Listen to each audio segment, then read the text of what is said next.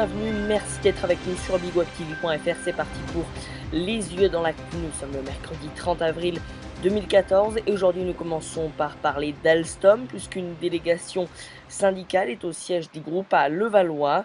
Plusieurs syndicats ont réitéré ce mercredi la grande inquiétude des salariés d'Alstom et demandé un investissement financier de l'État pour éviter un éclatement du groupe français de la branche dont la branche énergie est convoitée tant par l'américain General Electric que par Siemens.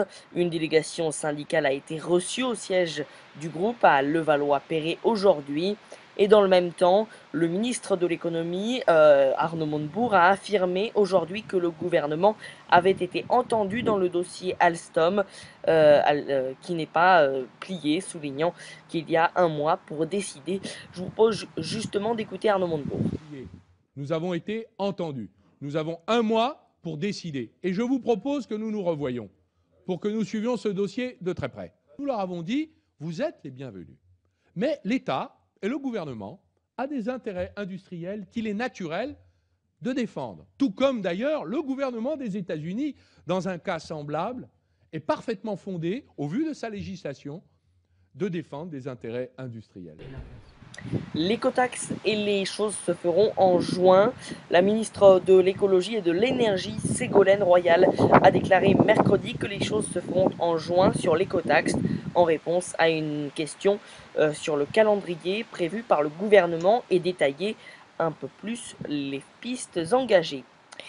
Air France réagit à l'appel à la grève de ses pilotes prévu du 3 au 30 mai. Pour son porte-parole, c'est une automutilation. Le mouvement social, s'il est maintenu, pourrait mettre en péril le plan de redressement de la compagnie. Je vous propose justement d'écouter à ce propos Éric Schramm, il est le porte-parole de la compagnie. La compagnie Air France est prise en otage du mouvement puisque nous n'avons pas d'interlocuteurs. C'est une plateforme de revendication. Il y a 4 revendications assez hétéroclites sur lesquelles nous n'avons aucun levier. Donc nous subissons le mouvement et bien évidemment, tout issue favorable nous intéresse et on souhaite que ce mouvement n'ait pas lieu, bien évidemment. Notre plan de redressement, le plan Transform 2015 qui a été lancé il y a 2 ans et demi, commence à porter ses fruits. On voit une année qui, finalement, nous permettrait d'arriver à l'équilibre à la fin. On a eu un hiver qui a été clément en termes de météo, qui ne nous a pas posé de problème d'exploitation. On a quand même annoncé un résultat qui est encore négatif. Eh bien, cette grève aura, si elle est fortement suivie et si elle dure aussi longtemps que c'est prévu, des conséquences qui peuvent être désastreuses sur nos résultats, qui seront extrêmement difficiles à gérer. Et c'est la première fois qu'on est confronté à ce type de mouvement. Je le répète, de par sa longueur, c'est extrêmement long. Je considère que c'est une automutilation.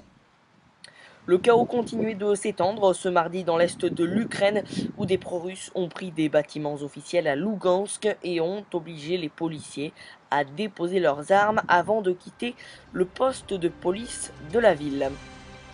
Voilà, c'est la fin de cette édition. Merci à tous et toutes de nous avoir suivis et à demain sur Big Web TV pour de nouvelles actualités. Bonne soirée à tous.